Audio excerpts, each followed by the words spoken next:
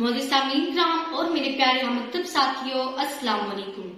जैसा कि आप जानते हैं कि ये हफ्ता हुकूमत पंजाब के तमाम इदारों में डेंगू आगाही मुहिम के तौर पर मनाया जा रहा है।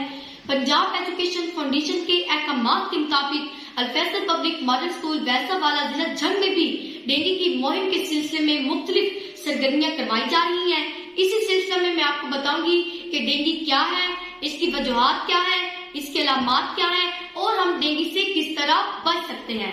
आइए जानते हैं डेंगू की वजूहात। डेंगू वायरस एक खास किस्म का वायरस है जो कि मच्छरों के जरिए इंसान के जिस्म में दाखिल हो जाता है, जिसका नाम एड्स मॉस्क्वीटो है। ये मच्छर आमतौर पर सुबह और शाम के औकात में काटते हैं।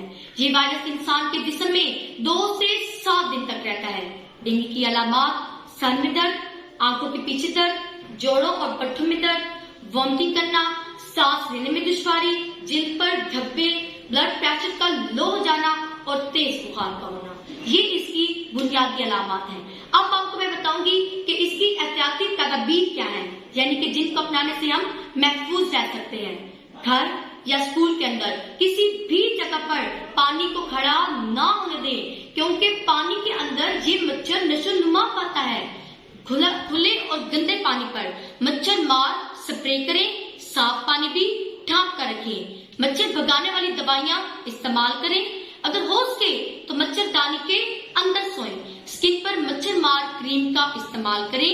डेंगू बुखार का शुबा होने पर फौरन डॉक्टर की तरफ रुजू करें। ये था डेंगू डाय के मुतालिक छोटा सा मैसेज जो मैंने आप सबको दिया। उम्मीद करती हूँ कि आप सबको ये बहुत पसंद आया होगा और आप सब इस पर अमल पैरा भी होंगे। अब मुझे इजाजत दीजिए। अल्लाह हाफिज।